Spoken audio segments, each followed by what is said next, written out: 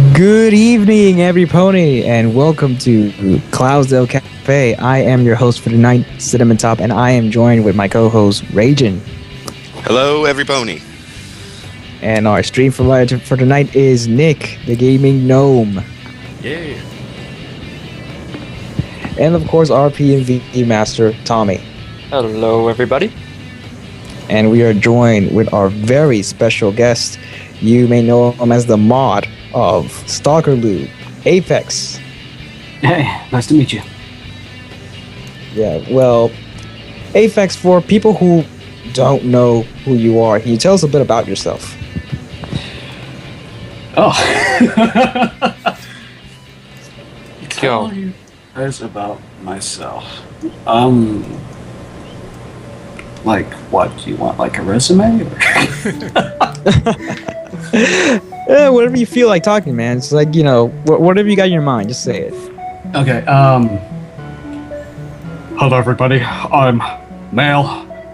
I live on Earth. I like long walks on the beach. No, I'm kidding. But,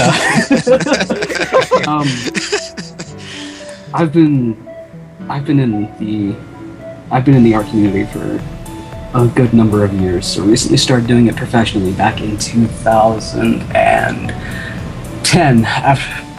About 2 years after I got out of the Navy, I was a yeoman on board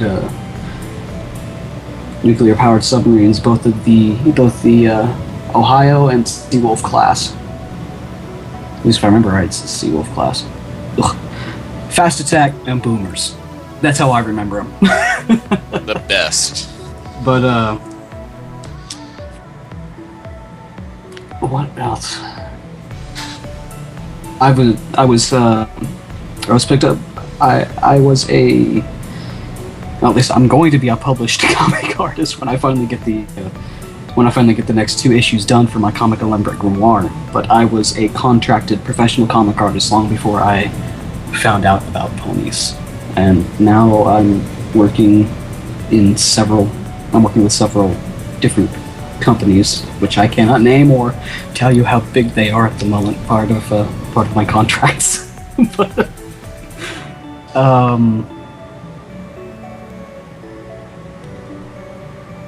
don't know. Fair enough.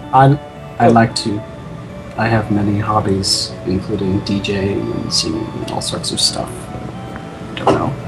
So I was told by some security guys at Party Fanfare when I was there that I should be DJing at these cons. So, depending on whether or not con heads actually approve it, I might be at a con near you sometime. No, they're not shady, Grimoire. They are not shady. Trust me. It's just I can't talk about them because of non-disclosure agreements. Yeah, of course, it's a contract. Man, if you came to PonyCon AU and DJ'd there, that'd be awesome. You know, if you guys could fly me out, sure. Alright, well, let's start already with the news and certain topics. So, finally, after time and time again of nomination and not winning an award, we finally won My Little Pony won an award for Best Animation, and I believe it was what was the award again? I think it was the Tubies. Tubby, yes. Tubies. Tubby. I can't pronounce it, but like, yeah, it was an award for Best Animation. Finally, I mean, seriously, this show actually won something. Yeah. Of course, on the voice acting show also. Also won it. I mean, what do you guys think about that? It's like, how far has the show gone? Pretty damn far. I mean, for being only 2 years old, it's exploded.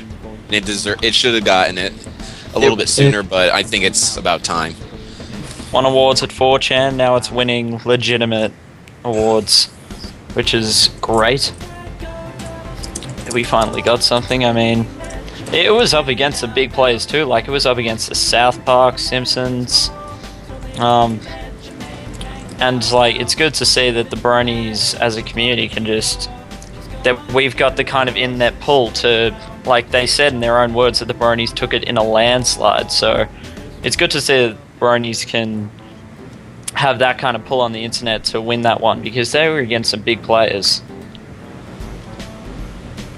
Reinvention of Flash animation, yeah, they have done some pretty amazing stuff with the Flash animation. The nuances in the animation, very impressive. I'm very glad that they actually took the series.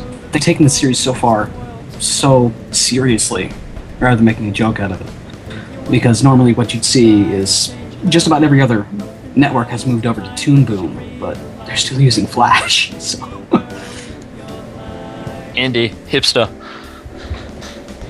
But it's really good, the animation style. I mean, it'll be good to see how it progresses. I mean, just seeing little things like, for example, in Putting Your Hoof Down, when they have that one scene where Fluttershy's tied herself up in her hut cottage thing, and it sort of rotates around her head. That was so well done, and that's movie quality animation. And if they can just keep progressing from that, but one thing, like, as long as they keep the animation progressing and they don't keep the show going just because the animation's progressing, I'll be happy. Don't make it The Simpsons or Family Guy. They think they have to keep going just because they can animate better. Well, in my view, I've seen like the show from when it started to season 2, reaching the end of season 2. The frames have increased drastically, and what's cool about the animation, it's like what's for me, it's fun just to look at the new expressions and new like really subtle animations that they do in each episode, and it's like it really shows you how much attention to detail has the team and how much dedication that the team has built for this for this series, even though the demographic is for little girls. They just really went like really off the wall with this.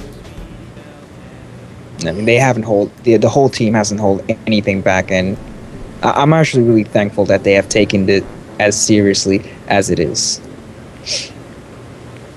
Absolutely. Yeah.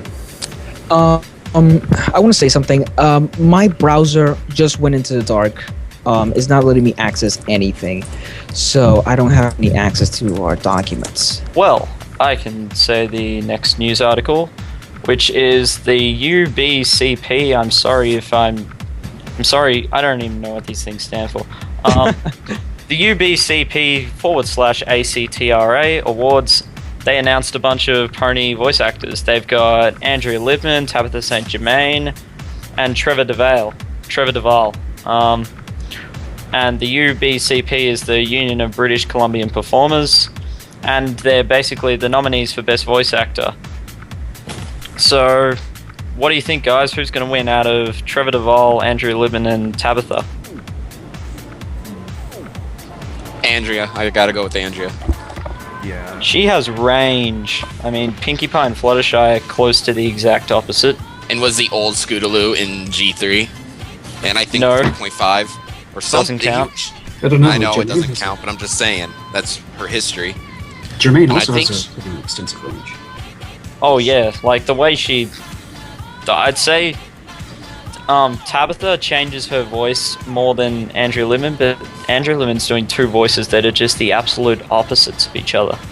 And why can't they all win? Everyone wins. Seriously. I mean, if I had to pick one, I'd probably go for Andrea, just because two different voices that are just the exact opposite. That's Somebody gotta brought be up worth something. somebody in the chat brought up no love for John Delancey. Well, I'd say he did do an excellent job as an actor, but he doesn't really have much range. The voice that he used to voice Discord was the exact same one he used to voice Q. It's the exact standard one he uses on, say, Breaking Bad or any other TV shows or anything else he's on. So it wasn't really much out of his normal range. Exactly. It's not really showing much skill. Yeah, well, He's just a man of... Go, Tommy.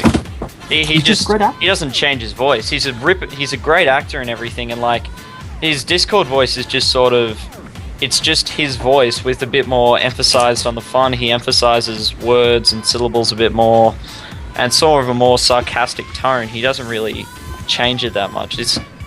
He deserves an Emmy for his acting and everything. I don't know, give him some sort of award, but not a voice acting award. Hasn't he gotten something like that? Probably has. Hell, he deserves one. Well, in my view, as a great voice actor should be, a voice actor not only should know how to change his voice, because anybody can change their voice, really. What is really good for a voice actor is how you can convince someone that you are this person. The art of conviction is always in the voice acting as a primary. Because if you don't convince someone that you're this character, then you're basically gonna, fall off.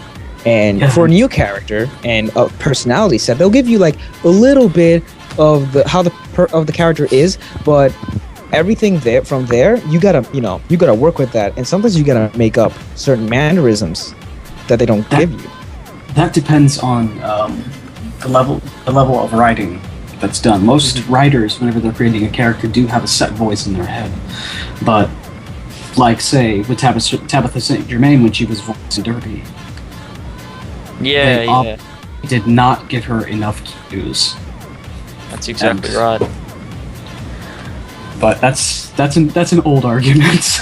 It's hard to convey what kind of voice acting you want too. If you're a director, writer, if you say I want this kind of voice and they do it, it's hard to exactly fine tune it to exactly how you want. And like it takes a lot of talent to get it, for voice actors to get it how the director wants it. So I think like that, the whole Derpy fiasco is sort of based around the little to no guidelines that Tabitha was given. She wasn't even aware that Derpy was a girl,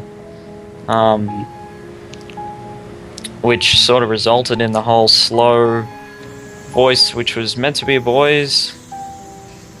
But yeah, kind of. But the thing is, you do have to admit that the entire fiasco that surrounded that wasn't because of the representation of the character, because we have a lot of male characters in the MLP show that are represented as idiots and fools, and Snips nobody says Snips and snails. Yes. But the moment the moment that this character was represented as an idiot, certain members of the fandom cried foul, made it a huge deal, and turned it into a fiasco. The fandom really fumbled the ball here because people weren't actually sure.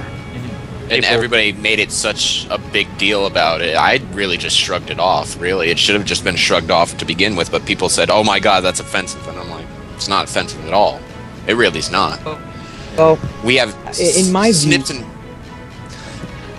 and... You can go, man. I'm done. Okay. In my view of the whole Derby fiasco, and I'm just gonna end this right here with that because it's already been discussed. There's nothing left to say about it. I think Hasbro wasn't aware of them doing that, and they were like, "Whoops, okay, they didn't know that they had like that Derpy character that had and she wasn't meant to be challenge. She was clumsy, and she had that." She had that problem with her eyes, but that doesn't mean that she's stupid. People have cross eyes, and they are perfectly fine. I mean, just a bunch of soccer moms made a big deal about it, and Hasbro was called surprised, and the quickest way to do, and they just took like necessary actions because they didn't want to get sued. They didn't want any problems. But there's all sorts of other stuff you can look at that the fandom has again dropped the ball. Honestly. This is going to be a controversial statement. Forewarning, this is a controversial statement. Mm-hmm. I'm not a fan of the Brony documentary, not the one by John Delancey. Oh, really? Because what spawned it, what it's going to be seen as. Yeah, like one of the problems. I was just going to say. May I please finish? Oh, sorry. Please finish. Come on, dude. Sorry. It's all good. When it actually gets put out there, it's not going to be seen as this is a documentary regarding these bronies. It's going to be seen, especially after the Howard Stern thing came out, it's going to be seen as a knee-jerk reaction to the bad press by Fox News, the bad press by Howard Stern, the bad press by etc., etc. And that's not really going to cast everything in a good light. It's just going to show that bronies are extremely sensitive. And again, that's going to be re-emphasized by the whole derpy argument, which will be brought up again. But it's, in my opinion, it's not a good thing. And it may cause a lot more damage. I'm hoping, best case scenario, that it gets forgotten. Well, like, is what I think it's going to be is I think it's just going to be a giant plug to bronies. I don't think it's going to be as much showing that they're really sensitive. It's just going to be a giant plug saying they're not that bad, and it's just going to be basically a huge advertisement for it. It's not going to show, it's definitely not going to show any bad sides of the fandom. It's not going to, like, they're not even going to delve into Rule 34 or any of that. Well, that being aside, there's also one other part to it, which I neglected to mention. I was actually there during some of the filming of it. And, you guys remember the fire at BronyCon, right? Yes. Mm-hmm. I was there during the filming where they met with the firemen who reacted. And these guys' journalistic integrity. I know that this story hasn't gotten out because not many people have talked about it. But this guy, they asked him what he did when he respawned. He began telling them about how his training helped him to respond, how he responded, what was going through his mind at the time, and the guy that was filming it, standing there crossed with his crossed arms and his feet spread apart, his shoulder width, said, "No, cut. This is what you're going to say." Wow. So, Damn it. with that, I really just have a bad feeling about it. There's no journalistic integrity, and it's just going to be seen as a knee-jerk reaction. It's just a bunch of actors getting together and making this fake thing, which is obviously fake because they're feeding people lines. I even made a comment while that happened, and I gladly said, "Well, damn, if that's the kind of journalistic integrity you have, why didn't you just hire actors?" So that was real serious. Yeah. That was very controversial. But onward to other topics. So, I'm pretty sure everybody's well aware that they are actually making a fan-made episode called Double Rainbow. Yeah, and yeah, how long have they been working on this? Like for months. Months. God. Too damn long. Yeah. And they're making, in my opinion, they're making so much expectations. There's so many expectations out of it. And actually seeing the animation team that that they have already prepped up and most of the stuff, it looks good, but for the expectations that they're making it so overhyped that I'm having kind of my concerns if this is going to be good or just a complete disaster.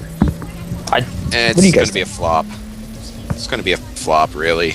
They don't really show anything that they've done. They've only done like a 2-minute little bit with no audio for it. Oh, it had audio.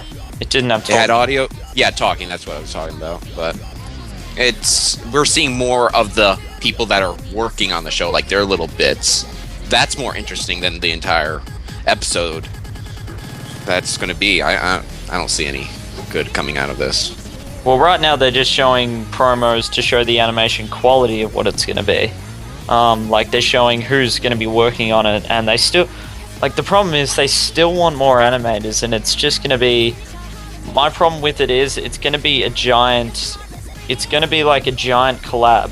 Like if you've seen a PMV collaboration, like different parts, different people have different styles, and I don't think it's going to flow well as an episode, because like the collaborations of about 20 different artists they've got so far is just, their styles are so different, and it's gonna drop in quality, then it's gonna rise in quality, then it's gonna drop again, and it's gonna be really inconsistent. I don't know, like it would have been better if Jan Animations, a guy from Ask the Crusaders blog, had just done the entire thing. Give him 6 months to work on it and he'd get it done. True that. There's another thing that usually whenever you're doing anything like this, what you want to do is wait till you're about 60 or 70% done. Actually, no, about 70-80% done with the project before you actually start releasing this promotional material. I'm just wondering why they're releasing this when they're still so early in the game. Then again, I haven't really kept up with it. I haven't had time. But finding animators, yeah, the styles, it will be difficult to make them jive unless you have the guy that was doing Ask the Crusaders sitting there as the primary animation head doing quality control over everything, saying this is what we have to do. I think his name isn't he Black Griffin? He goes by that name? No, here's the thing, like, Ask the Crusaders is done by Jan Animations, that's his new channel name, and basically he's animated two things in the fandom so far. He animated the Picture Perfect pony music video, and he also did, back when the vocational Death Cruise was going on, he animated the part where Scootaloo and Sweetie Belle and Apple Bloom find out that their like wings and horns have all been messed up. He's animated those two things, and they were both really well done. The Scootaloo voice actor was spot on. But Black Griffin, on the other hand, he makes music and he does Delicious ones. He does Delicious and like Rarity's Rhyme. They're the things he does. He doesn't do anything else, any other animation, and neither of them are working on Double Rainbow, or at least they haven't been announced. So and those are like, for my opinion, those are the tops in animations because most of it is just flawless. If for the untrained eye, it could be an episode from the show. If they could have done. All right. They just took scenes. Oh. Next up, we're gonna for those who love Fallout Equestria, there's a real special treat. There's gonna be an actual print of Fallout Equestria, the whole thing in books. So awesome. You know what's funny? One of my buddies, oh god, which one was it? My buddy Silver, he was actually trying to get me, actually, no, wait. No, it was actually my publisher. He was actually trying to get me to get a hold of them. He wanted to do a print line of it. So, but they had already announced that they were doing that before I could cut a deal with them. So, but actually, I'm kind of interested from a professional standpoint. Are there any other extremely well-known fanfics that are like that, which people would like to see in print? I would like to see Past Sins in a print. Past Sins? It's a big enough Past Sins. That's one that I've read. I'm familiar. It's a controversial fanfic. I say again, yes, it is controversial. Yes, Alicorns. Who cares? I just love it. I love it. It's well written. It's a really beautiful story, and it deserves to have a print. It deserves to have a print. Well, here's the thing.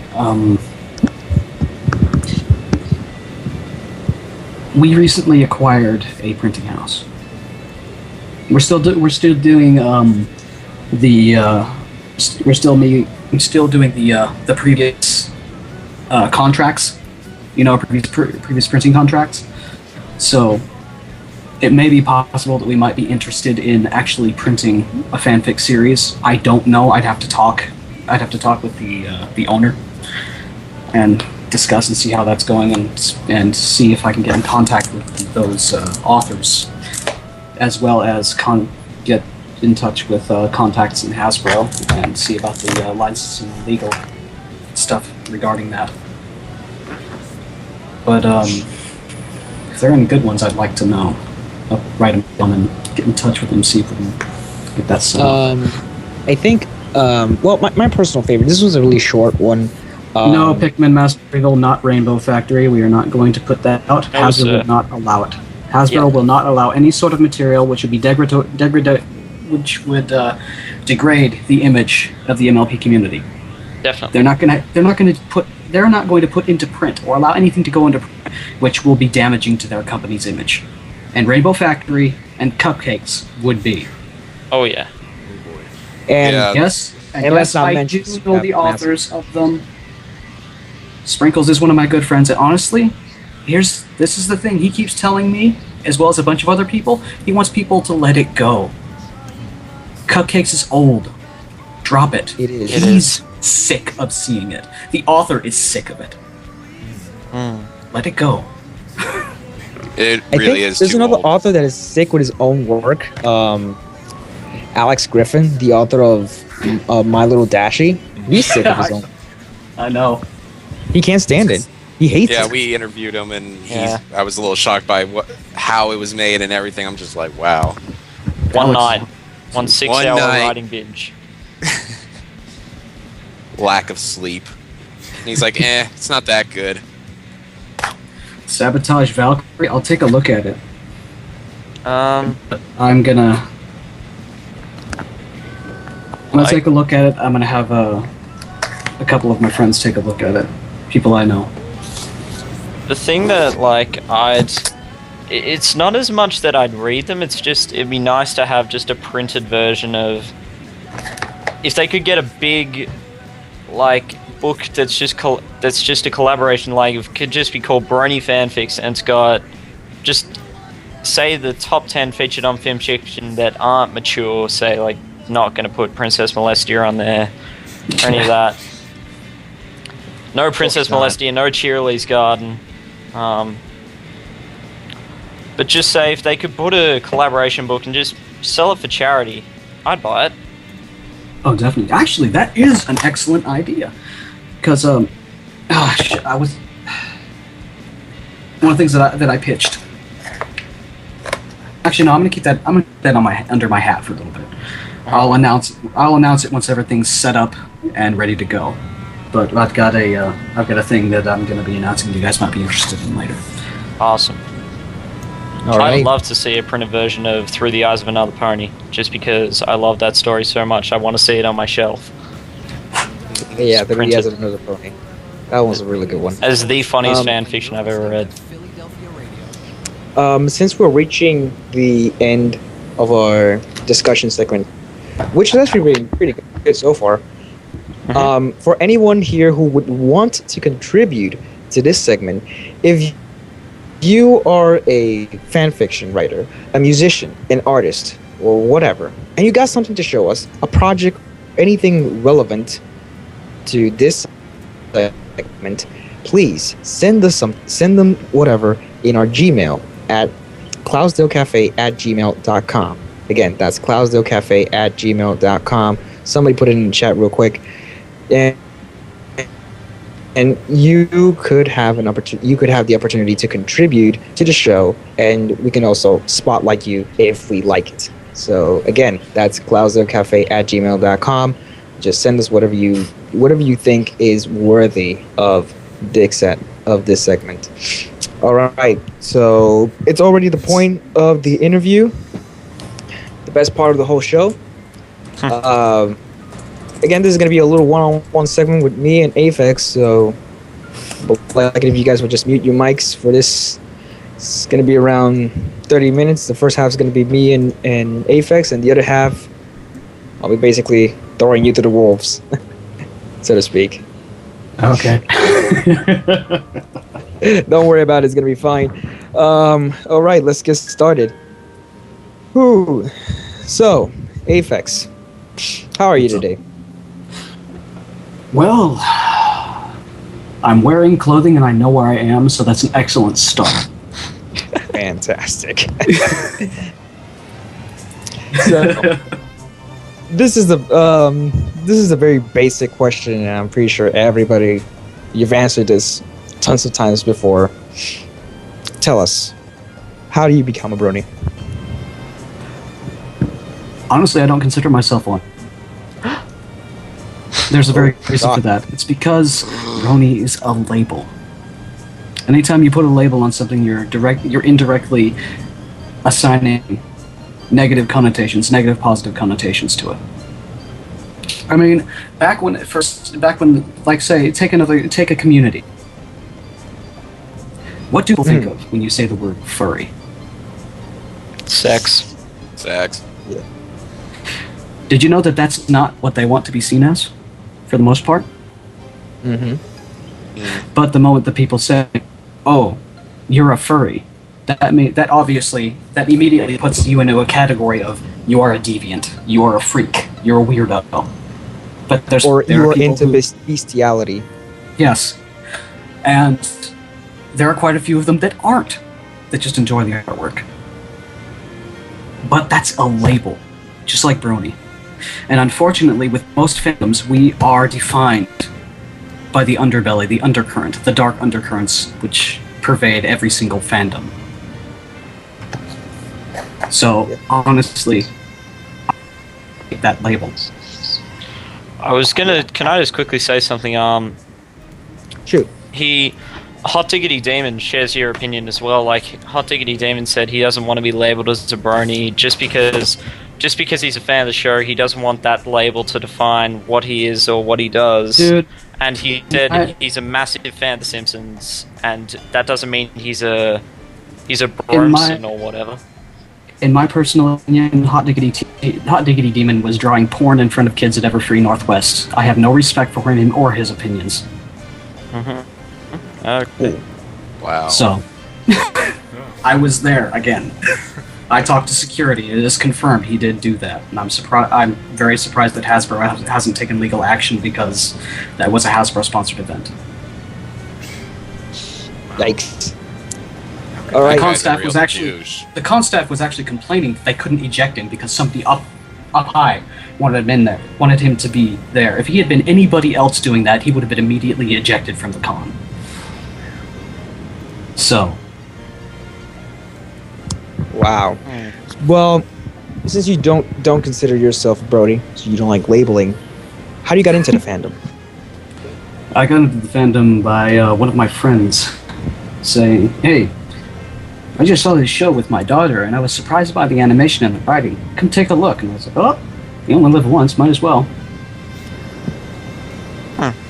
I enjoyed the animation, I enjoyed the writing, I enjoyed how nuanced it was. The designs of the characters are very... One of the things I liked about the design of the characters is they use the principle of the golden rule, the golden spiral, golden mean, for proportions. And that's one of those things that we're hardwired as human beings to find aesthetically pleasing.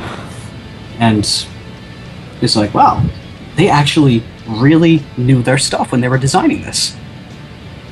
This isn't done lazily. This isn't done just the quality isn't low just because it's for kids. And I was surprised. And then after you basically got hooked, what happened then? What do you mean what happened then? I watched the show. Oh, there you go. Watched the show And to see where they were going to take it. And that's pretty much yeah. Well, and after you watch the show and it's like, wow, geez, this is fantastic, and that actually motivated you to draw ponies. Actually, no, it didn't. Okay, which leads to my next questions. Why did you ended up drawing, lots of ponies? Well, I can tell you how the whole stock of the came into Yeah, sure. to being. It's a little easy to describe. My friend Shinzo, you met him. He was one of the guys in the chat that I had to. He was drawing a Rainbow Dash blog, and I was sitting there. I'd enjoyed the show. I had pretty much gotten the rhythms, the basic personalities and inflections of the characters, what they would say in different situations, and figured out how to write them. So he would come to me and ask me for ideas and for answering questions on his Ask blog. So I was helping him with ideas, and one of the questions that came up is, it's something to the effect of, what is Scootaloo to you? Is she your illegitimate child, or is she just some creepy stalker? And so, of course, we did some research, found out Lauren Foster said they're in no way related, despite what Generation 3 may have said. Generation 3, Rainbow Dash didn't exist, but they were in no way related. And because of that only left one option. And we thought, how can we represent this character as a stalker rather than just your standard stereotypical sitting at the window being creepy? Let's push it up a little bit and do something with iconic spy gear. And so I did a quick mock-up, drew Scootaloo with Sam Fisher's goggles and with Archer's sweater, the tactical turtleneck. And I said, okay, this is great. You know what? If you do this, if you draw this thing, and I will race you, but we have to get them done at the exact same time. I'll make a blog that'll play off yours and help to get yours to become more popular. And just a fun thing between friends. And then it just exploded into this. It exploded. Yeah. Gone out of proportion, and it's like he stopped doing the Rainbow Dash blog. So it's like, okay, he's not updating anymore. I guess I'll keep going. Might as well. I've got a storyline going. But well, it's a really nice gesture that this was made to help a friend. I mean, that's really nice.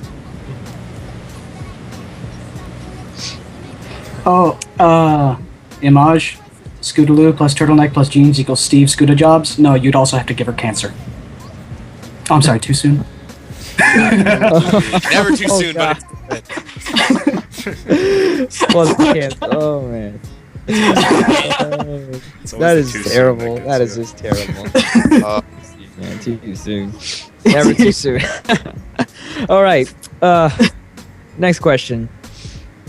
So, yeah, you basically started off on off Tumblr to help out your friend, which is a really nice gesture. And for fun. And for the fun of it, just for the lulz. And you decided to give it like the image of, like the image of more what screams at me is like that Splinter Cell, like Sam Fisher equipment, all black with the greens, night vision goggles. What really like? Did you just base yourself on the Sam Fisher, or you just basically just made your own, like based on real military equipment? The goggles, they're actually based off of a real model of military night vision goggles. If I remember right, they cost about $16,000 a piece. But it's a combination. It's a combination night vision and thermal scope, and I left the little goggles being glowy because that's an iconic thing that you can use. With that, keeping them glowy, that was all about iconography. Anytime that you see Scootaloo with the Archer sweater or the goggles, that's automatically Stalkerloo. That's the first thing they're going to think. Each of the characters that we've designed for the blog to tell the story, because it's doing an ongoing story. We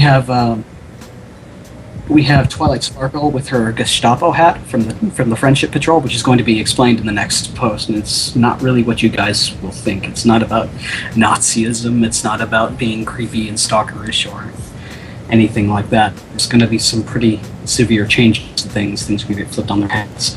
But there was also Fluttershy's little neck bag, and I'm probably going to be adding something else later on, probably a lampshade, literally, on her head. At least just for a little bit, because with that character, the idea is not to represent a drug-addicted pony. That's the furthest from what we want to do. At the moment, she's overdosed at Xanax, which is pretty normal for people taking their first dose. There are some side effects, and she's not going to like where it takes her, which is going to give her a drive to stop being so socially awkward, and we're planning on taking it and making it a story of empowerment rather than look at the stupid pony and how drug-addled she is. Yeah. And what else can you tell us about the story so far? What do you have in store for Stalkerloo? Oh, you want spoilers? Well, okay. Now, what can you tell us without spoiling anything? Not a damn thing. Actually. Okay. I'll let some out. Why not? Okay. One of the things this is gonna be the next update. I'm still working on it, and it's taking me so long. I might as well just let it out here. There's going to be some heavy involvement with the changelings. That's the reason that the Friendship Patrol exists. It exists for two reasons. They stem from Lesson 0 as well as from the Season 2 finale. So they're based off of canon. One of them is that Twilight always wants something that she can report to the princess about, because regardless of whether or not her friends do, she always wants to make sure that she can, so she can be seen as dependable and not be sent back to Magic Kindergarten. Magic Kindergarten. The second part is to create an intelligence and observation network so that they can make sure that there are no changeling infestations. It's a protective measure. It's slightly invasive, but protective. And the reason that she picked Scootaloo to actually go out and put in cameras is not because she's skilled at spy stuff or anything like that. It's because she's small and coordinated. That's it. She's actually terrible at stalking. But that's going to be played on quite a bit. So is the whole. We're going to have Rainbow Dash and Applejack do a second Iron Pony competition, and there's going to be. They're going to be back at it again. Well, I'm not going to go too much into depth here, but it's going to get very dark. Well, it's going to get very dark, and then it's going to change, because it's always dark, the darkest before the dawn, and it's still going to remain kid-friendly the entire time. Yeah, let's not hope any severe accidents might occur during the games. Oh no, that won't be it. It's going to be something with Scootaloo, and here's one guarantee that I can always make about the Stalkerloo Tumblr. I know that there's a classroom of 5-year-olds that reads the Tumblr. oh, I got 5- and 6-year-old fans. So, it's always going to be kid-friendly. And it's never going to go in any other direction than that. Because honestly, one of the things that I've found with most of the Tumblrs out there is it's mostly mature or adult material. And personally, I don't like that. The show was created for kids. Throw the kids a bone. Remember who the show was created for. Give them something that they can enjoy rather than just you. I'm going to go with Image 18 that he said that is a beautiful responsibility. Like I find that people now, like ponies now, are starting to think that the demographic was directed to them almost, which it isn't. Like it is now, like it's always will be directed to young girls. There's no changing that. Yeah, no matter how much that all of these 20-something men would like to pretend that they're little girls, including dancing around in tutus, if you've been to the cons. But yes. They're not.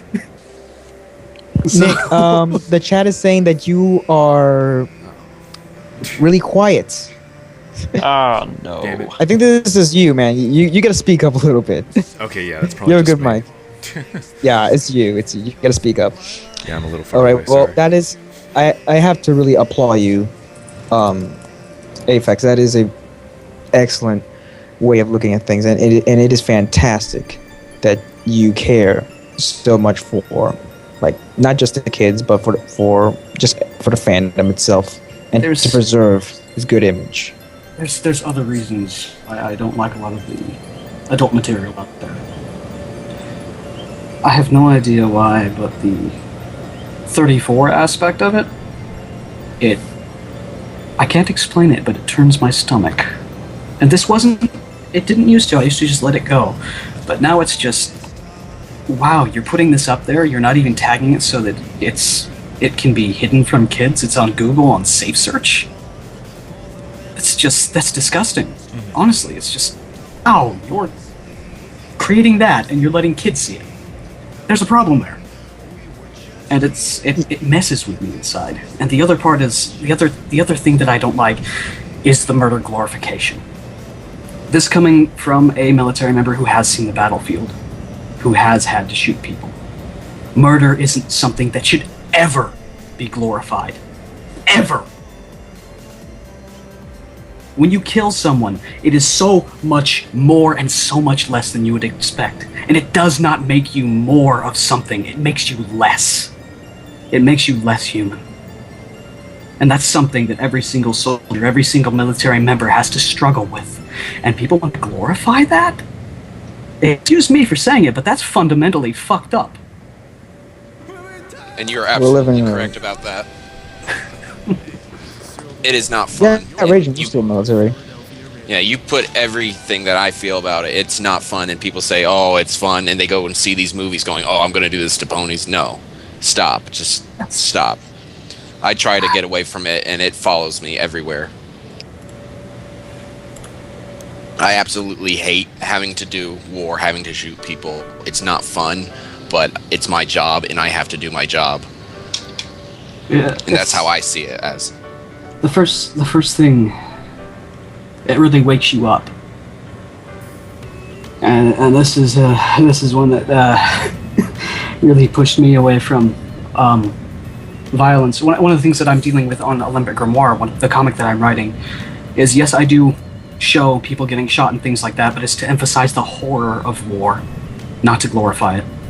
Because every time I draw a picture like that, somebody getting shot in the head, I remember. I remember holding my friend's head together and screaming for a medic. So, it's not something that should be glorified. On a quick note that's left in the chat, that says killing should be left in Call of Duty, that's kind of the opposite, I think, of what we're trying to get across. Call of Duty kind of glorifies war as well. Yeah, and it desensitizes people to violence, and that's another one of the problems. I'm doing this whole thing. I'm writing a research paper when I can find time about desensitization to violence, hedonism, and the fall of societies, stemming from Rome, Sparta, even England, back in the 1800s. But that's something completely different, and it has to do with economic stuff, and it's whenever people become complacent about these ideas. Well, I believe we have kind of drifted away a little bit too much about the topic at hand, but it's really great that you give us your point of view as as you are an artist and you are always on the spot. And you are, quote-unquote, famous, you are well-known, and you have an image to protect. Not just your own, but the whole fandom as well. And it is really commendable that you have taken so much responsibility, and you have really, really, really good views and really good way of how you see things. Well, the way I see it, I may have an image that needs to be maintained, but I'm not going to lie to people. I'm not going to show them something fake. Mad respect. Because that's not honest to them, and by proxy, it's not honest to me. Because one of the things with popularity is whenever you get up there, people put you on a pedestal. And the thing about that is whenever people are put on a pedestal, whenever they're put under a spotlight, people begin to form unrealistic expectations of them. Because, like, if you go up to an actor, you're going to expect them to say your favorite line to the movie, and if not, you might get upset. Would you do that to a random stranger? To someone you've never met? Because you've never met this person, but you've seen them. They're popular. Therefore, you've got this preconceived notion. And I don't want that. Yeah, people really want to change, or make them almost godlike, and I've learned this. Maybe me being in really deep in the fandom, knowing these quote unquote important people, I've learned not to be intimidated by anybody, no matter what you do or who you are. To me, you're just a regular person. Man, I can walk up to you and talk to you like normal. There is, unless you are from a higher post in the job or whatever, that you gotta, and you're in a different, depends on where you are. But like if we're in the streets and whatever, I talk to you like a normal guy, even if you are, the CEO of a huge major company. Because at the end of the day, we're all just people. We're all just people, and we shouldn't be intimidated more. In this fandom, I've seen this a lot. In this fandom, there's a lot of intimidation going on, and a lot of assumptions and misconceptions of other people. It's like, and that creates a lot of drama, and that creates a lot of bad blood. And for instance, I'm just gonna be really quick about this. Like, for example, there's a lot of misconceptions and bad things about Mike the Microphone, saying that he's a jerk. And one half saying he's a jerk, he's mean, blah, blah, blah. The other half saying, oh no, he's great, he would never harm a fly. And a lot of nasty rumors back and forth. It's relentless. And I'm like, when will this stop? I mean, nobody knows who he is. Only a few people know him, and it's like... I know that from both ends. Because I've had people do that with me. Honestly, in person, I'm very shy. I mean, I've opened up a bit here, but I'm usually very shy in person, very quiet, very subdued. People usually have to tell me to speak up so they can hear me. But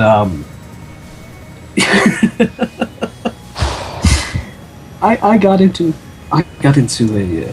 had people say that I'm a complete and utter douchebag, that I'm hateful, and I have psycho Nazi mods, and that I'm an idiot, I'm a douchebag, all that sort of stuff. People are going to say that, regardless, because not everyone is going to conform to the expectations that others have made up for them. Again, it's back to preconception. Ooh, excuse me. But honestly, from the other aspect, when I pop into a chat and somebody does a fangirl scream, because I've had that, I just sit there and go, oh god, what do I do? Oh god, what? What? Why are you doing that? Stop, I'm normal, leave me alone, stop it! Alright. To conclude with this half of the interview, who is your favorite pony?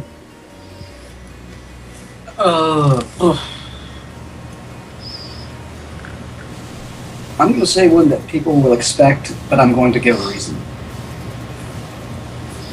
Scootaloo. And the reason is because as a character she has an incredible amount of potential which is untapped. So untapped. And with how Faust originally wrote her being never able to fly, instead she has to find her own way in life, find her own talent. She has a real disability that she has to work around to find out who she is. That's something that touches a chord deep in me, because you've seen my artwork. Would you believe that I'm colorblind? Nope. Definitely not. I am. Red-green. Seriously? Yes. Mind blown. No. You are not. You're not messing with me, aren't you? You are actually colorblind. Military tested me. I would have been in the SEALs, but I failed the colorblind test. My score was what was it? 10 out of 26. I got correct. Wow, my mind's just blown. It's all over on the floor right now. Yeah, Pembroke. Yeah. But that touches a deep chord in me with the character Scootaloo, because the way I see it, telling that story is again another story of empowerment. And I think that's something that we have a drastic lack of nowadays. We have TV dramas and stuff like that saying, ooh, look at these people, look how their lives are a shambles, and we're entertained by that, but where are we getting these uplifting stories that show us that we can be better? Where can we get these stories that tell us that we can be so much more if we just take the effort, and that nothing can stop us as long as we set our minds to it? These are words to live by. Yeah. Before we go to the fan Q&A, you get any tips for any up and coming artists? Oh, definitely. First off, don't try to draw from anime or anything like that. Don't buy a how to draw book. How to draw anime, how to draw ponies, because it's not going to show you fundamentals. It's just going to show you how this person does it. It's going to say, oh, you must draw the face here, you can move these eyes here. And honestly, I've actually done critique on some of those. They can't fucking anatomy for shit. How to draw books are a fantastic way to learn how to draw badly. But what you should do is draw from life. Yes, you should draw from life, and you should work on your fundamentals. Because the fundamentals, drawing basic shapes, shading basic shapes, doing basic transparencies, things like that, drawing from observation, they will hone your skills and help you to draw from your head and draw everything around you better than any how to draw book will. And also, one thing that I'm actually going to be doing pretty soon here, print out a bunch of circles and trace them. Circles, ovals, that sort of thing. Print them out, trace them. Same thing with straight lines. Because that will train your hand into muscle memory so that you can draw those shapes. And fundamental shapes are everywhere and in everything. And if you can draw those fundamental shapes easily and confidently, you can produce some excellent art. Not only that, I could actually go on for hours on this. But if you're drawing with little tiny lines, because I know so many people love to do that. They think that this curve has to be this certain way, so they do that little hatched thing, little bitty lines. You know what I'm talking about, right? Yeah. Yeah, the sketchy. We call. If you do that, every time you find yourself doing that, walk over to a door, put your hand on the frame, and slam the door on it, because you shouldn't be doing that. Draw long, smooth lines. Try to draw long, smooth lines. Don't fall back on the little hatchet thing, because it make everything you draw look furry. We call it the hairy sketches. Yeah, but just don't do chicken scratching. Long, smooth lines.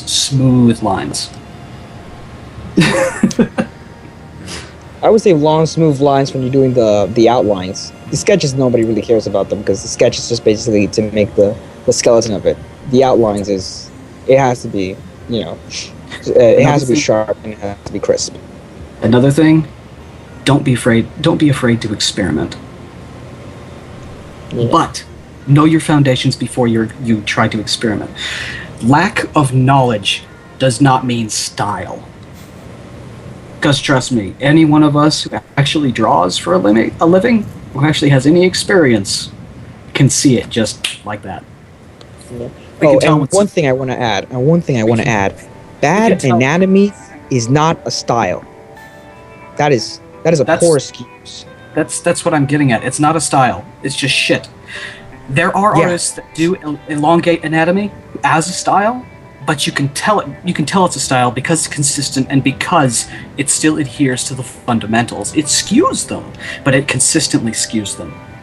Whereas people who do it, you just have no knowledge of anatomy, it's very inconsistent.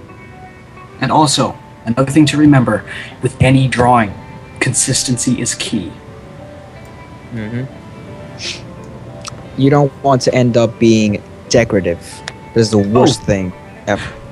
Mr. Nobody, why sketch is better than the final, or at least seems to be better? It's because sketches have energy.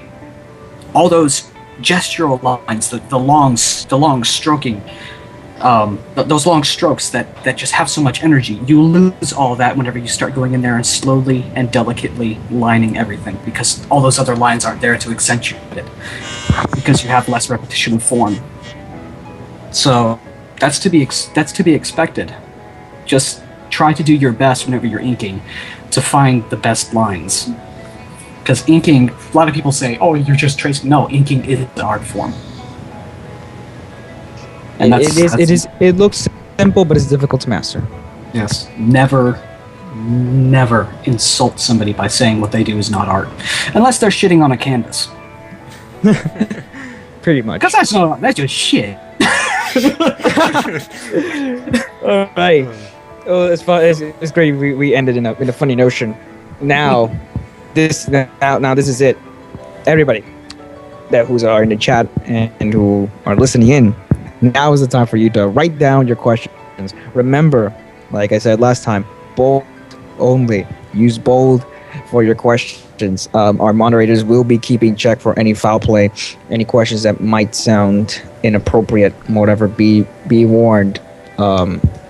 Aphex have all discretion to either answer them or not. And here we have our first question for LazyBrony.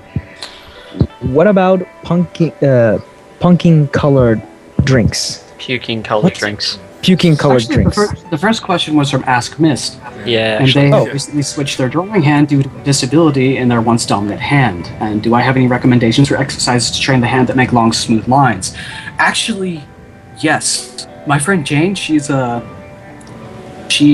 we actually can't say she's Swedish Special Forces because she did die and she came back. She was too pissed off. Apparently, she kicked the shit out of Satan and came back. But the IED... She died and came back. She's tough. The IED, which blew her up and took out her trachea while she was in a peacekeeping mission protecting civilians, also damaged her dominant hand. And what she's been doing is something called the 3-circle challenge. You may have heard of it. But what you do is you have to draw... What you do is you try to draw 3 perfect circles. There's a stipulation, though. Every time that you fail, you have to start over. So you draw 2 perfect circles and you slip up on one, do it again. And you have to do that 3 times in a row. Then after that, you move to 4, 5, 10. Damn. Well, That's one way to sounds do it. really interesting. That's one that will help you. Puking colored drinks. I'm going to have to ask you to elaborate on that. So we'll wait for you to elaborate. I'll tackle another question. When you try to draw, often your hand shakes uncontrollably. How should you try to work around it or stop it? Well, there's a lot of different ways. One of them is just to draw more. Because part of that is just draw as much as you can. I've got nerve damage in my hands from some of the stuff that I was exposed to back in the military, and it does make my hand shake too. You can use stabilizers like on Psy, or you can keep practicing, keep working with it, or do like I used to do back when I was still in the Navy and just drink before you draw. Nice. All right, here we have another question from Image18. When I try to draw, often find my hand shaking control. Oh wait, okay. Stop it. Yeah, oops, it's all right. All right. Okay, What's the next the one. opinion of Bob Ross? And have I seen the Melody Sheep auto-tune? No, I have not seen the Melody Sheep auto-tune of Bob Ross. And Bob Ross, the guy's an inspiration. He's one of those few actual good guys. I did some reading up on him and Mr. Rogers. No, they were not part of any sort of military thing or anything at all. Neither one of them was in the military or killed anybody or anything like that. They were genuinely good people that wanted to see people grow and improve. So, mad props to Bob Ross. He was an inspiration to me as a young kid to actually continue working on art. Awesome. Next one, we got one from Pinkie Pikmin. What should I do to try and draw AOC in a position that I'm not all familiar with or ever tried drawing? Well, that goes back to your fundamentals. What you need to do is you need to break down the character into basic shapes. Figure out how the posing is going to work that way. Sometimes it helps to sketch out those basic shapes. And then start working on it from there. All right. Atomic Vortex asks. Atomic Vortex asks, do you believe Applejack deserves more episodes in season 3? Let's see. Just by all the other characters have had episodes featuring them more than Applejack, so I would say yes. Just because I'd like to see all the characters represented equally. That includes wanting more Scootaloo episodes, because each one of the episodes that was planned for her was actually cut. Yeah, and most of the Cutie Mark Crusader episodes are either focused on Apple Bloom or Sweetie Belle, which is disappointing. Or Scoots. Yeah. That'll change. Soon, MXC I hope asks, MXC asks, of all your original ideas for characters we haven't seen in the blog yet, referring to the Stalkerloo blog, I would assume, are there any that will still be seen, or are they all new concepts? Well, they're all based on the original characters, just with one or two character traits emphasized, exaggerated just a tiny bit, so I don't know. We'll see. Soon. Yep. Yeah, soon. We'll see different... I'm still trying to figure out what to do with Pinkie Pie, but I've talked with different people, and I've been debating whether or not to incorporate UC77's Hot-Blooded Pinkie or Dewey's Tired Pie into the blog. But I'm leaning towards Tired Pie just because I can think of a lot more cute stuff that I could do with that. Okay, I'll say the next question. Are there any tricks to getting your Ask blog noticed? Yes! The first one, put out stuff that is high quality. Second one, write stuff that is high quality. Third thing you need to do, give people a reason to come back. Definitely. And the other one, network. Don't just go on to people's live streams and just spam your blog link or anything like that. That's just asinine. Yes, it is. What you need to do is you need to network with people, make friends with people. You make friends, you help other people out, you promote other people, they'll promote you. If you have good friends, then yeah. All 4 things I'm weak at. Yes. No. Don't underestimate the power of fan art. And the power of friendship. Oh, yes. Alright. Everfree Tree says, I've been drawing for well too long, really, and I've always had an issue with making one small mistake and trashing a whole sketch, even when it's almost finished. Any advice? Yes. Don't do that! What you need to do, try this. Here's something that you can do to help you get over that. Start drawing with a ballpoint pen. And if you make a mistake with that ballpoint pen, you are not allowed to trash the sketch. You're not allowed to trash the drawing. Instead, you have to figure out a way to incorporate it into the image.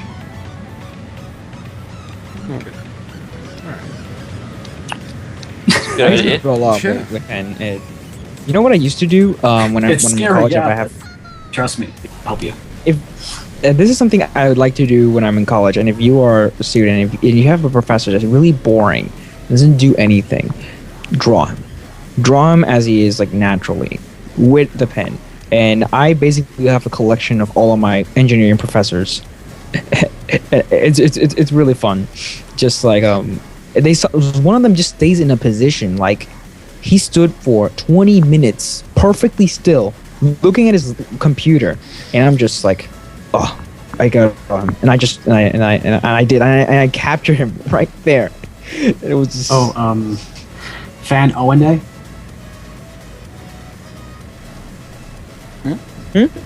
I blame him. Fan O and A. Yeah. What is that?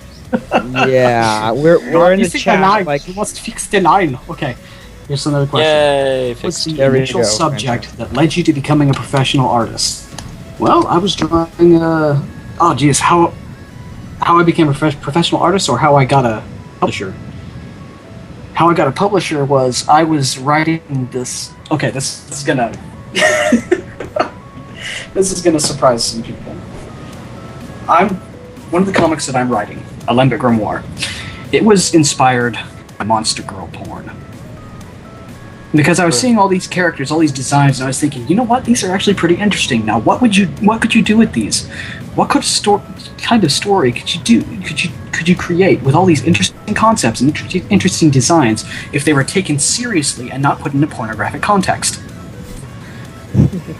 And I created a comic like that. I started writing it. It was following these two rather boring characters moving ploddingly slow. Then I did the 24-hour comic challenge, and I got noticed by a publisher because I made it action-packed and actually pretty damn funny. But that got me noticed by publishers, and there are two at the moment. One of them I've already gotten a contract with. The other one I wish I had gotten a contract with, because if the contract with the original one fails, then I've got one that's pretty much guaranteed with the same guy who publishes Neil Gaiman. So. Wow. Awesome. So when are we expecting any comics? That from you? I have no idea. There's so much going on. I don't even have time to update Stalkerloo. Yeah, we can tell. Oh, the really dumb question, no doubt, but do you have any advice on how to make sure the legs, body, and head of a drawn pony remain properly proportioned to each other? Actually, the size of a pony's body should be at most roughly 3 heads tall. And if I remember right, the second head, roughly 1 2/3 head, 1 1/3 heads down is where the belly ends, and then the rest is the leg. So legs are about 1 1/3 heads high, if I remember correctly. But look up the golden ratio for ponies. You'll see how their anatomy is based on the golden ratio, which is 1 2 3. And once you start breaking it down that way, you can start seeing how it all fits together. I think I saw one of the references for the heads. The ponies are 3 heads, but the waist basically just cut off the tops of the heads, the top of the circle, and I think there's a little bit of an extra head when you're reaching the legs, and there are 2 heads and they are 2 heads long, but from wide, because you can one circle would be the chest and the other circle would be the posterior. Yep. In which you have one head is the size of the head. 2 heads is the length of the body. 3 heads is the height. 1 2 3 golden ratio. Exactly. But really, if you're gonna go that, do that as a skeleton, but you can work around it.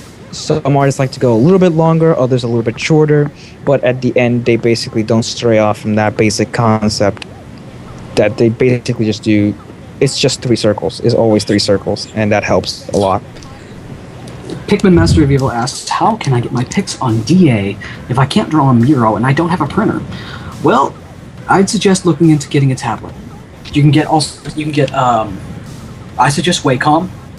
Don't get Genius. Genius is absolutely crap. Genius tablets are horrible. Oh my god.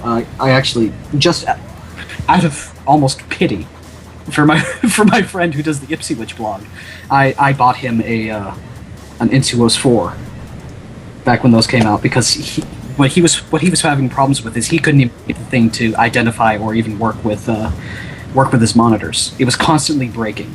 He eventually ended up throwing it out of the second story of his flat. But oh god. If you really want something that's like, say, a Cintiq, draw on the screen shows what you're drawing, I'd suggest looking into something called the Yinova, YIYNOVA. They're about $300. In the chat real quick. Yeah, it's just look it up on Amazon. It's like a $300 Cintiq. So for the cost of a Cintiq, for the cost of a standard Wacom tablet, you can get this little thing, and it works roughly like a Cintiq, but it requires 2 USB plugs. Odd. Yeah, only about $300. There's if you go to your local Spencer's or Best Buy, or whatever, you can find some. There's some 2 really economic Wacom tablets. I think one of them cost around $73, $75 when I was visiting New York. And I was like, wow, remarkably cheap. They're the small size, but they get the job done. I have one of the later models. It's a really small tablet. I'm trying to save up for a desk tablet. Does the size of the tablet actually changes your performance? What is a good that depends on you, because you do have to adapt to different tablets. There's a lot of professional artists that do their work on bamboos. Like, I remember like Genzo Man on DeviantArt, even though he recycles poses and his anatomy is absolute shit and his composition's crappy and his colors are pretty mediocre, at least from a professional standpoint. At least those are the criticisms I have for him. I'm so sick of seeing people recycling characters. Have you ever noticed that? There's a lot of artists out there who can only draw one face and one body type. John Hosenko. Well, actually, no. JJ's actually got some variation in his body types. He draws Fluttershy. I'm sorry, but it's Slugbox that can't draw anything else. I even put him up to a challenge to draw a chubby girl, and he couldn't. He just gave her bigger tits. Okay, you know a story I heard. Okay, call me. I am not 100% sure if this is real or not, but someone told me that in a convention they asked Slugbox to draw something on paper and he couldn't, and the reason why is because he can't draw on paper. That is true. Yeah, he cannot physically draw on paper.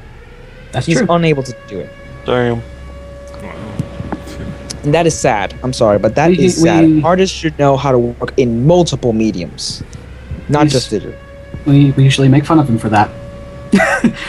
That's usually an argument we can do. Oh, you can't draw. I said, well, you can't draw on paper or draw anything other than one single girl. I mean, shit. I've been so tempted to draw a comic with just one girl with a bunch of different wigs and saying, oh god, I'm so tired of these freaking tentacles.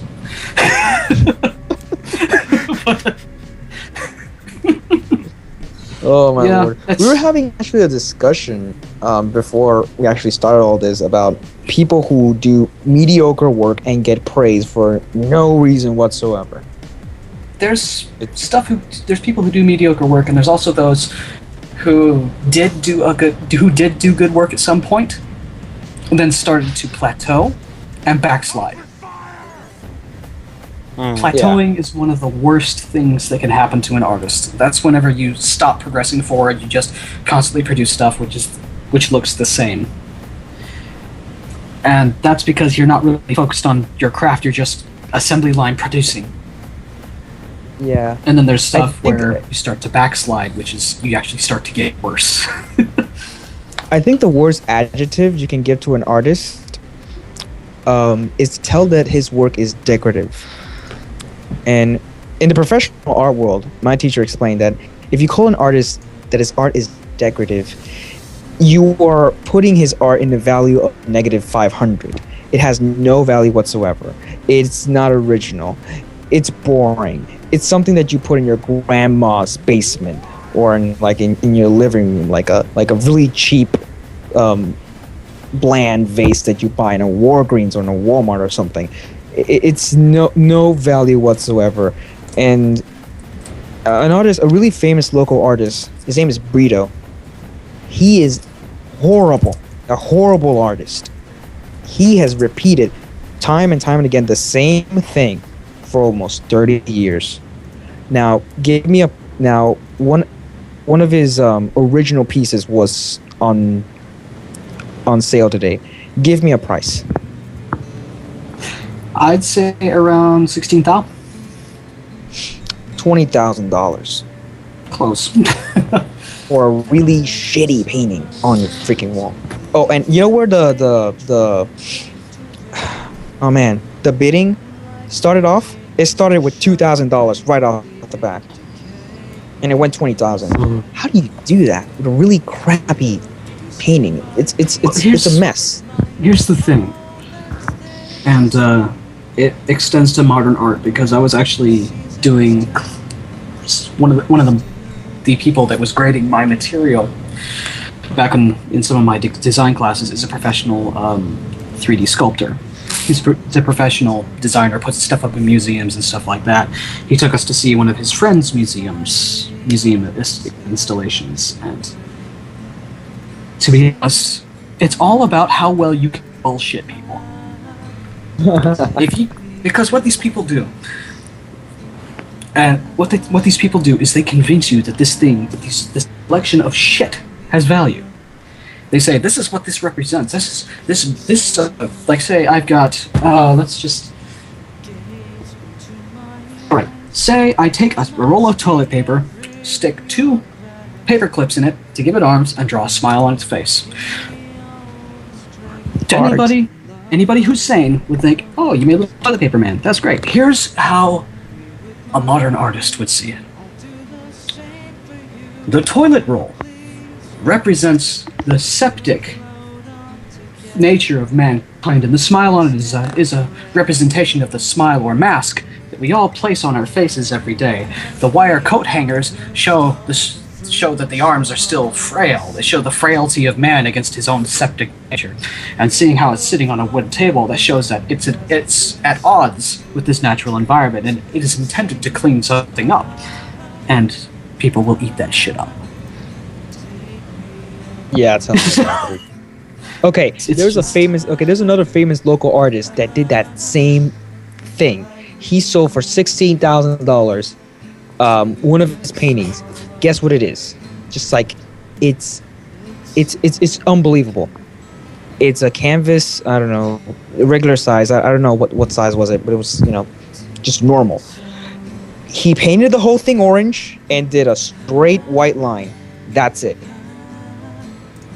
Well, obviously, he was doing, again, a comment on society. He was showing dividing lines. There was this thin white line representing the divisiveness of social nature. Oh, fuck. I can't bullshit that much. No, I mean, it's orange and one line. That's it. It wasn't even on the middle. It was like a little bit on the top side of the canvas, but that's it. It's orange with white line. Why is it in a museum? Why does it cost $16,000? Why? What is this? Because it's supposed to be playing with the concept of space. What? Occupying space? Is this? No, this is why I rage at modern art. This line exists on this one spot for a reason. But obviously, because the artist is too fucking uncreative to come up with a reason for you, you're assumed to find the meaning in it. It doesn't have a meaning only to the artist, or if you gotta make up the meaning. That's abstract. There's an old saying, and it's very, very true, and it plays into this. A fool and his money are soon parted. And people who like modern art are some rich-ass motherfucking fools.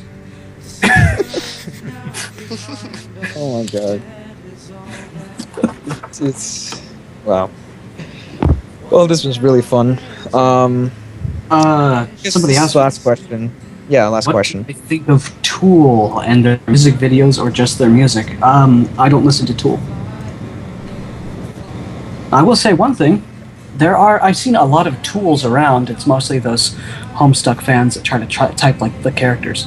I would like to congratulate them for being Tools. Take that. Boom. I read Homestuck. I understand that Homestuck is entertaining. I got bored with it because, honestly, if I want to read chat history, I'll boot up Skype and read about people I actually fucking care about that exist. The chat history can be pretty funny at times. It can be funny. Yeah, but I'd rather read about stuff from people that I actually care about, that I can actually interact with. Yeah, because just reading somebody else's chat stuff, even fictional characters, it just feels like you're looking through somebody's dirty laundry. Yeah. I don't like the method that he used to do that comic. I loved what he did with Problem Sleuth. I liked what he did there, because the descriptions that were down there were just little short snippets. It wasn't this huge fucking wall of text longer than your own. Oh, don't even start. When in the first acts, there was these wall of text of information about the game. You were reading a freaking manual, and for some reason you felt compelled to read the whole thing, because if not, you will be utterly lost. And yes, you have to read the manual, because you're just gonna be lost with shit creek without a paddle, and you gotta paddle the shit with your hands. The other reason that I don't like it is because of what I've done, what I've learned, the unwritten rules and the rules of doing comics. And by all accounts, he's doing a lot of stuff that you should never do. Walls of text or something they are horribly issued. They're horribly. Comic artists hate them. That's a major faux pas. You put a huge wall of text in your comic, people aren't going to want to read that shit. But Homestuck, for some reason, they're wanting to read it. I don't understand it. It's like they're all borderline retarded or something. But it's not that they're borderline retarded. I mean, I guess they're so into it that it just happens. You're like, because Hussey does really ape shit retarded things to his characters, into his story. I mean, he's hated and beloved at the same time by his fans because of his huge, horrible decision-making skills. And I can say again, what were you thinking? I'm just screaming at my screen when I'm reading some of this stuff. I mean, okay, there's a scene where he decapitates a character, decapitates him, kills him off to save his, for odd reasons, to save his friend, and then brings him back as a tear god. And I'm like, what? What is this? Let's say anything. If I'm gonna have to read through 3 chapters of War and Peace, if I'm gonna have to read through this whole first act before it actually starts to get good, why the fuck does the first act exist? Exactly. Yeah. Okay. And not only that, I mean, yeah. Like whenever I'm watching, say, an anime series, and I'll just bring one up here, which people are gonna hate me for because this is another controversial one. You love it or hate it. Lucky Star. I could not get past the first episode. I just sat there and said, "This is absolute shit." About 15 minutes in, I just said, "Nope, I'm done. This is crap. I'm not gonna waste my time on this garbage." But apparently, people who are major fans, weeaboos. The people who are obsessive about the culture, and me, I've learned Japanese, I've actually been to Japan and all that sort of stuff. Trust me, it's not that great. I know people that have lived there. It is not that great. It sucks. It sucks ass. But these people that are like, it's a culture because I've never lived there, and all I have are these idealized fantasies of it. Yeah, I couldn't get into it. It was just, it's kind of disturbing how much that country loves their anime and stuff. Like, I got the story, like, when me and my dad, and my mom, I guess, were in Japan. We went into, like, just their normal department store, like, the equivalent of, like, a Macy's. And we go up the floors, because different floors have different kind of electronics. And we go onto the top floor, and it is a floor entirely dedicated to anime porn. Fuck's sake. God. Hentai. The hentai floor. We just wandered up there. We just backed immediately down. We walked down the up escalator. We wanted to get out of there so immediately. Yeah, I know what you mean. That's something really interesting, though. The entire sexual culture of Japan is so different from America. And it definitely shows in their comics, like the whole yaoi thing. That was actually created for female writers to get into sort of this perspective of male characters, to allow them to get into that sort of mindset, play with these characters and stuff like that. I don't remember exactly how it was described. I did a long paper on it, but back then, it was about breaking down gender stereotypes, breaking down those barriers. We're actually seeing that happen here with ponies, which is really interesting from a sociological perspective. Just seeing what's going on and seeing these shifts. I mean, just 10, 15 years ago, you wouldn't have anything like this. All right. Well, Yeah, unfortunately, that's all the time we have for tonight. I